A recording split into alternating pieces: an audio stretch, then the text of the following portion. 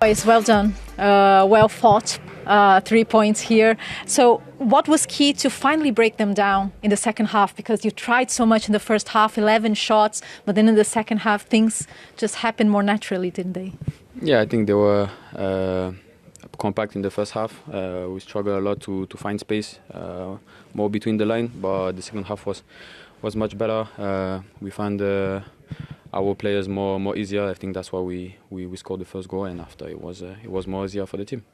How much resilience did you have to show, especially after creating so many chances? We've seen Chelsea struggle a little bit during the season against low blocks, but tonight you really found solutions. I think to play against back five is always difficult, but I think the key today was number in the box. And then I think if you put numbers in the box, one time the ball gonna be for us. And today Malo was there, and then the game is open.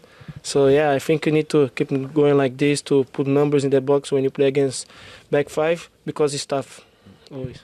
Yeah, talking about numbers in the box, you mentioned Malo. Your first goal in 98 appearances for Chelsea, and you get yourself in the box many times. I imagine how much were you looking forward to this moment? Yeah, a long time since I came here, but yeah, it's not enough. It's just the beginning.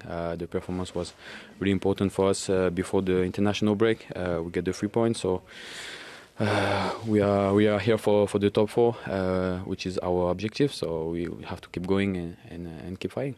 Could you talk us through the goal, because you timed it perfectly, your movement, because you were on site. So, and at the moment, did you realize, God, it's my first goal for Chelsea? Yeah, of course. But as Joao said, it was our plan to bring players in the box. We know it's our keys. We showed that today. So very happy for the team. Enzo scoring back-to-back goals. Before I speak about your goal itself, Esteban, 68 seconds he needed to get the assist to you.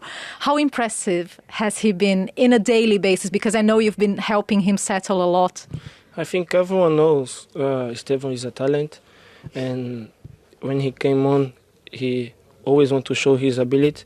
And today, again, he could give assist to me, and I'm very happy to him because he adapted very quickly, and we are here to help him. Maresca mentioned that he's been managing a few issues, niggles physically with you. So how's it been for you, and how much does it mean to score back-to-back when you're still managing this as well? Like I said, the others interview, I'm on the pitch to help the team, of course, first, but I'm very happy to score because I know it's very important for my position, but the important is the 3 points. I just want to help the team, and today I could score. I'm very happy. And how important was it to win tonight? Because there was a bit of a bad mood after midweek against Karabakh. Yeah, but it's different things. Now it's Premier League. We won the last game against Tottenham, which was important. Now against Wolves, it was a tough game, but we made the job tonight, so let's keep pushing. Well done, boys. Thank you.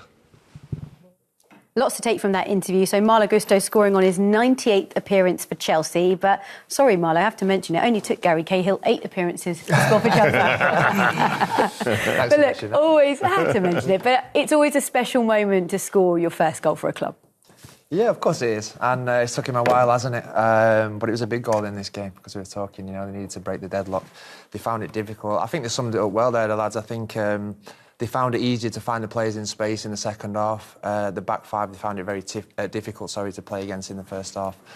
But like I said, he got the job done. And 98 games, 159 career appearances for his first goal. So it's been a long time. I'm sure he'll enjoy that one tonight. Yeah, I'm sure he will. But it was the goal that really made the difference because it got things going, didn't it? And Chelsea really needed to find a way. Yeah, it did. It stopped Wolves from packing the defence, and packing the box as well. They have to come out and have a little go at Chelsea because they're going to lose the game. And that's where the spaces came. That's where the chances came. And Chelsea took full advantage of that. Well, let's have a look at the first goal. Malo Gusto, as we've just seen. I mean, he'll be delighted to have scored. But talk us through this one, Gary. Yeah, he will be. Garnacho, 2 assists tonight. He was delivering from that left-hand side. The ball comes back out now. He just works his feet, fakes the cross, and then puts a lovely ball in. Gusto the back post, he can't really miss from that angle. What I want to look at here is just the centre-back position. I think Totti Gomez here, the issue I've got is he never once opens his body up to check where these strikers are. If you look, he's always ball watching and never opening his body up. I think he'll be disappointed with this. The second time again, he doesn't open his body. I'm not even sure he's aware that he's behind him. If he does open his body, he sees him, he goes against him, maybe he pushes Hugo Bueno out one, and it's an easy, in terms of size and presence, it's an easy header away. But yeah, my issue with that from a defensive point of view is you have to open your body up for wide positions and you have to get against players and mark players. In that situation, should his teammate help him out a little bit, the one that's just behind him, to maybe say, look, just look behind you? Is that the communication that's needed sometimes? Yeah, but when you look at it from what the angle that we saw, was it Bueno? He should have given him a call, because he's seeing everything. He's got his eyes on the striker, and he should be able to shout and tell the defender. But there was a serious lack of communication there and a serious lack of observation. And that's been their problem, really, hasn't it? Yeah, I think, like I said, from a defensive point of view, I think the minute the ball goes wide, you open your body and you scan.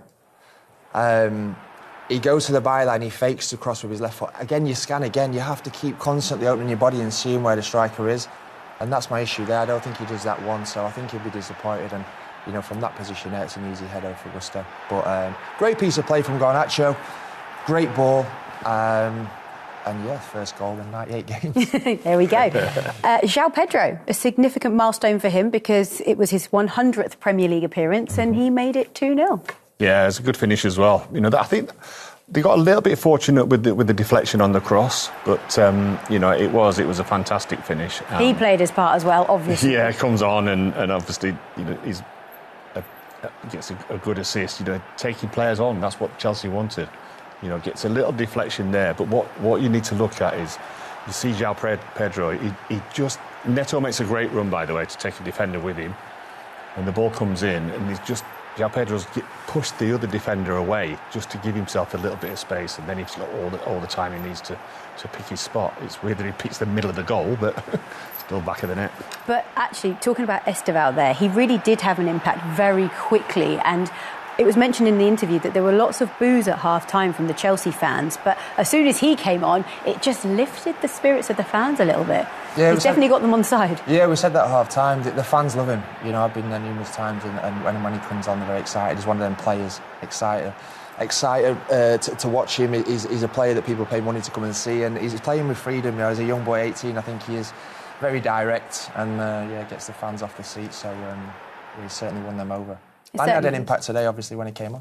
Yeah, definitely. And then we saw Pedro Neto score against his former side, which I guess it must feel sweet for a player to score against your former side, or not? I have no idea. You don't have an idea, but you. It's sweet to score full stop. But this is a classic counter-attack. It's great vision from Enzo. One touch. He knows where Garnacho is. Garnacho's already set off. He burns him the pace there. And it's a simple ball across to finish. It's what we spoke about, The game's obviously got stretched now for Wolves. Wolves are 2-0 down. They have to try and get back in the game, and this is where the pitch opens up. It's great vision from Enzo. He checks his shoulder once, he knows he's on his way. He doesn't put the ball behind him. You see that so many times where, people want the ball in front of him so he can just go on in his natural stride, which he does.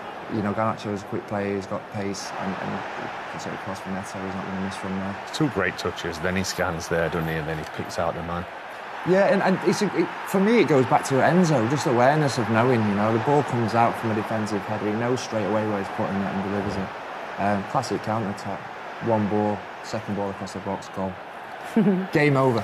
Yeah, the fans absolutely loved that moment. And actually, it was mentioned in the interview, I think, by Joao Pedro. He said, we are here for the top four. They're currently second in the table.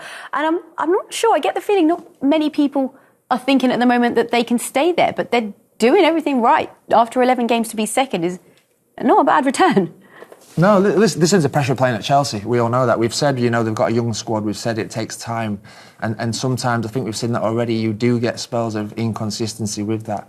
When they're on form and they're on the game, like we've said against Spurs, against Liverpool, second half today, they can compete with anybody. But, for Chelsea, you need to be obviously challenging for trophies. Being in the top four, being in the Champions League, back in the Champions League where they deserve to be now, this season. And they're the pressures that come with the club. And, these young players are learning that, and they're on the upward projectile. They're sneaking. Looking over your shoulder there. They're just under the radar. Keeping the noise down, going about the business quiet. Exactly. Are they title contenders? If they keep getting results like that, they will be, obviously. They're in a great position, and they're keeping it quiet. Like they say, top four's our aim. Yeah, I don't believe that. I think they'll be wanting to try and see how far they can go. Yeah, and we talk about the fact that consistency or lack of consistency is hindering them. So what is it that gets them consistency? What has to change? Is it in training? Is it a mindset thing?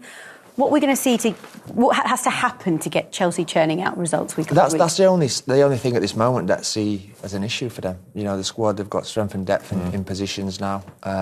Is it a confidence thing? I think it's easy, like you say, it's easy to turn around and say experience, but I think it is. I think there's an element of that, because if you look at the squad, there's not any players really that's been there and done that in terms of the consistency needed to go on and win titles, as this man knows. Yeah. You've done a few yourself. It's consistency week in, week out, and that's just at the minute what they need to try and get right. But in terms of the squad, in terms of the big games and competing against the big teams, have proved they can more than do that. It's like I said, churning out week in, week out. And getting results like they did today when they found it difficult in the first half, which they did. So, and they've got Cole Palmer to come back as well. Yeah, and that's not a bad addition. Yeah, that's not bad. Well, we talk about the squad depth of Arsenal. They do have a deep squad, don't they, Chelsea? And they've got the confidence because they've won trophies as well before. Probably not something that was expected of them. So yeah, it helped them massively. That I said it. Towards the back end of last season when they picked up 2 trophies, that was huge for this squad, because you get the feeling and the taste of winning, and you want more and more. So that was good. That was big. Sorry, in terms of the experience of this squad, we can't keep saying every year they're lacking experience, because they're gaining experience season after season. And that was big, to go in, the Club World Cup and go and win that against huge teams that were out there. That's a big moment for the young squad. So to keep building, like I said, they are building, and they just need to get that bit of consistency that ultimately you need to win a title. OK, so a good night for Chelsea in the end, and after the break we'll head to... How frustrating was it after so much fight in the first half to not get anything and get that negative scoreline tonight? Yeah, I thought first half we showed a real spirit. The boys stuck to the game plan. We probably could have done a bit better with the ball, but we've done a lot of work this week out of possession, and I thought you could see that. Maybe with the ball we were a bit loose in the first half, but we had something to build from and play from. And second half, then the first goal really knocked us. What that did do is allowed us to probably do a bit better in possession, because the boys then started to play a little bit more out of structure, which made the game a bit more open. The danger with that is you leave yourself open at the back, and they were a good side and they took their chances. Yeah, you mentioned when you guys tried more, and after Chelsea's first goal especially, why do you think you couldn't capitalise? Because you were much more positive on the ball. Yeah, I felt that almost the shackles came off a bit. I think the boys probably felt we're behind now, so and we didn't quite hold our structure very well. Having said that, we created some moments, and we got on top a little bit. I thought if we could have. That was our foothold in the game, if you like. But I always knew the back door was open at the other end, and I thought they took their counter-attacking moments brilliantly. Yeah, you felt like there was plenty to build on, or a little bit to build on after that first half, where they did show spirit, but then in the second half it all fell apart. And look, this tells you really the story of their season. The fewest Premier League points after 11 matches. Look where Wolves are. The others have been relegated, so it feels like it is an absolute mountain to climb for whoever is the incoming manager, and that looks like it will be Rob Edwards. Look, it's not impossible, but going by history and what's happened before, it's a very, very difficult task. It's a very difficult task, and we were chatting as to why would you leave a team that's on the up in the Championship, to go here where they might end up back in the Championship. It's a strange decision, I feel, but the lure of the Premier League. Yeah, maybe he played for Wolves. I don't know. Maybe that's what it is. Yeah, he's got ties to Wolves, hasn't he? He used to play there. Who knows? But when you look at these stats that I'm looking at now, and it's 25 goals in 11 games, it's the lowest goals scored in the Prem was seven goals. No player scored more than 1 goal in the team. Wolves fans need to turn off now while I'm reading these out. And the biggest one here is no team's ever stayed up with this tally. You know, so unless you're a record breaker, it looks very bleak for Wolves this season, and there's a lot of this season left to play as well. So it's a tough ask. It was a tough ask for James Collins to step in tonight. They played really well first half, and just couldn't sustain it, like you said. And it looks bleak for Wolves. Well, we'll keep you posted on any developing news regarding the manager and the incoming manager. But let's now head straight back to the ground and hear from the Chelsea boss, Enzo Maresca. Enzo, a lot of work, but you guys got there in the second half. How proud are you of the volume of chances, of the number of goals, and the clean sheet, of course? Yeah, exactly. Both clean sheet, the amount of chances that we created. It's a game that these kind of games I'm always very worried because there are games that you have to win, and they can be tricky game, they can be complicated. But I think we were good. Even first half, we didn't concede nothing. We create chances. You have to be clinical inside the box, otherwise the game is always open. And then second half, we score goals. They certainly did score goals. Realistic expectations then for Chelsea this season? Top 4 and compete for trophies. Give a good account of themselves in the Champions League. I think that's what we're looking to do, an improvement on last season. Top 4 realistic, do you think? Yeah, at least. You know, on form like that. You know, I think they've got eyes on something else as well, not just top 4. And as you said, we talked about squad depth. Where does their squad rank? Yeah, again, when everyone's fit, we've got Cole Palmer to still come back. It was nice to see Liam Delap back out there. It gives another option for the manager and Joao Pedro.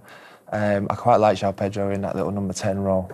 So it gives another different dynamic to the Chelsea team. So, yeah, they've got enough. They're going well, keeping the noise down and going about their business quietly.